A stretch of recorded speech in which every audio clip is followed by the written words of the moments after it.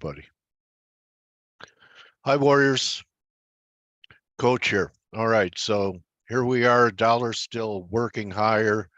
A lot of people calling this a breakout. Let me just get to a little bit longer time frame. So you had this kind of ascending top right here. So it broke out at 280. So be alert for any action back under 280.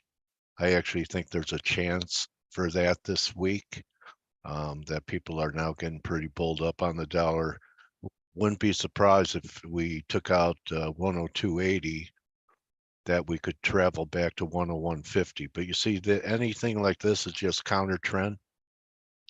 And that's why and you should still have your shorts from back here these days. 2 weeks ago, we really didn't have any good ads, right? And I even played some counter trend stuff, but still think there'll be another chance to add.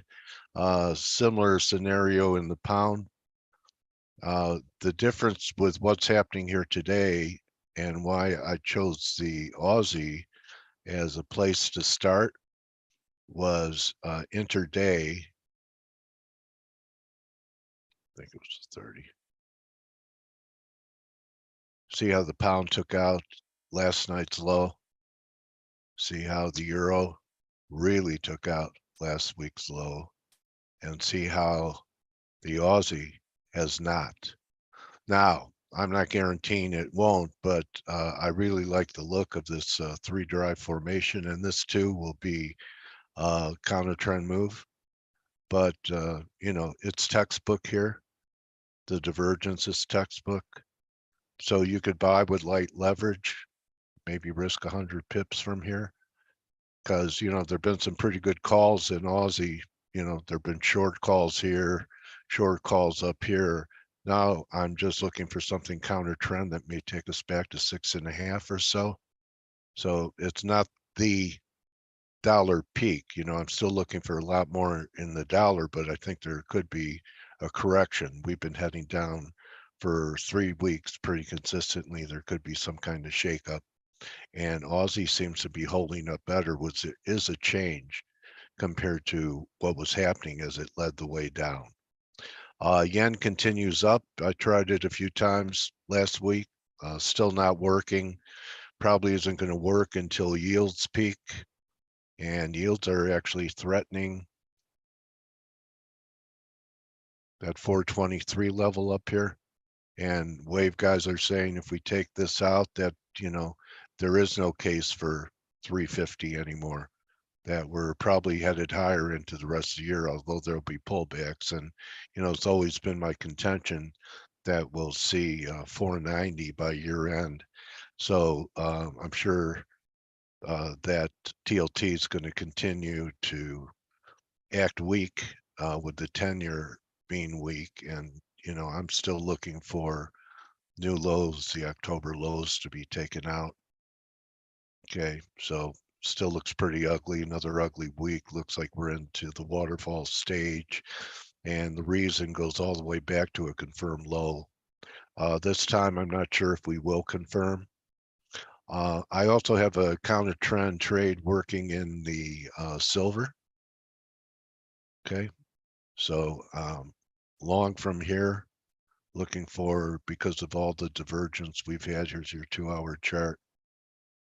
Okay, the relative strength bottomed August 23rd. So again, 3 weeks of a lot of grinding here. And I think that we're going to have something counter trend to take us back up to maybe 24.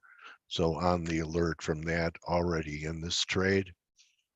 And I want to update you on the WTI top, the 3 drive that was shared with you guys last week. So this was the 1, 2, 3. And we really need to take out this 80-60 level. If that happens, I'm looking for a quick move down towards 76. So we'll see. I'm wrong over the highs. You always have to know where you're wrong.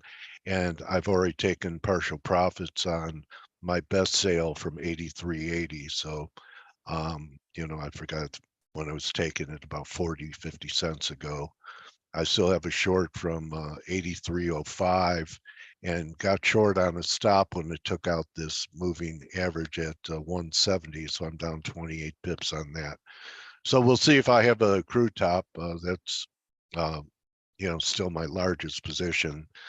And just want to say that the VIX, I know S&Ps are down 13 now, but the VIX is still shaping up, as long as we're holding 14.5.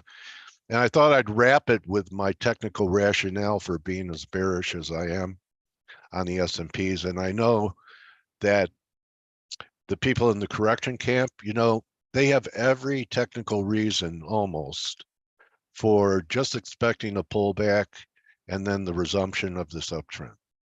Okay, so my counter argument is what we have is besides a rising wedge, if I go out to the weekly, and I'll wrap it with this, once we get back inside this wedge line, which comes in around 44.20, we're about 30 handles away.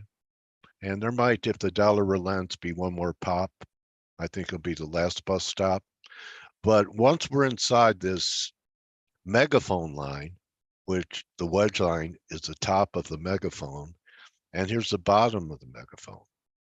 Okay, so once we're inside, it activates the whole formation. So, we're trading at 4,400. You have to be open to, we could do the same thing here and tag a speed line, megaphone line, off the prior lows that we had last year into October. So the megaphone is the bear porn that I'm sharing with you today. And I'm actually comfortable that most people are looking for it just to be a correction. That's fine, because there's going to be, good money made between here and say, 41, 4,200. In fact, you guys know I was pretty bearish NVIDIA. In fact, when I was on Real Vision on July 17th, it was one of my short candidates. Look at those 2 weeks in NVIDIA. It's really the poster child for the AI excitement. So I circled when I was on Real Vision and was calling for a top. So it was right around 470. So about $70. I may try and rally, but I was looking for a gap fill. That's all the way down here at 325. Apple, even if it rallies here, looks like a broken stock to me. I wouldn't count on this gap being filled for quite some time if I'm right about the count. To me, it looks like the next, besides 168, a more important potential target is down here at 160. And it's going to have to make a stand here, because under 160, you're talking 120. So those are my views. Thought I'd show that megaphone, see if we get anything counter trend. And if the dollar now right up here at this 103.35, let me just take a look at some shorter term stuff here. See if we're diverging on a 30-minute. Nope, it's confirming. So anyway, that's my look. I wouldn't chase the dollar up here, guys. Don't chase it. Look for a turnaround Tuesday. And I'll be back here with Mike tomorrow. Update you on that. At least a strong dollar, even if Aussie doesn't work, should pressure WTI pretty good. So we'll see. That's my short. Plus, watch the S&Ps, and I'm long VIX from 13, and maybe we're going to finally have that bout of volatility. Remember, we need that close under 44.20 to do that. Otherwise, we could get a counter trend rally. So good hunting today. Mike will be with you in about an hour and a half. See what he's doing on a day like this. And Aussie barely still holding. Cable confirming the low. I know some people that are calling cable a head and shoulders formation. Basically this, right? So we've never had any rallies. So, you know, you start breaking down under 26, you're talking about 121, 120, but they always look real ugly before there's some type of little bear market rally, which if it goes, fine.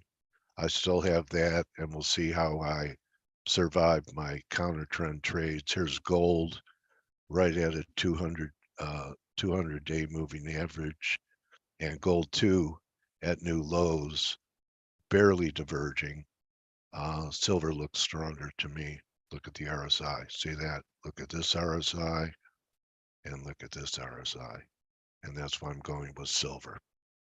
Good luck, everybody. See you in the room.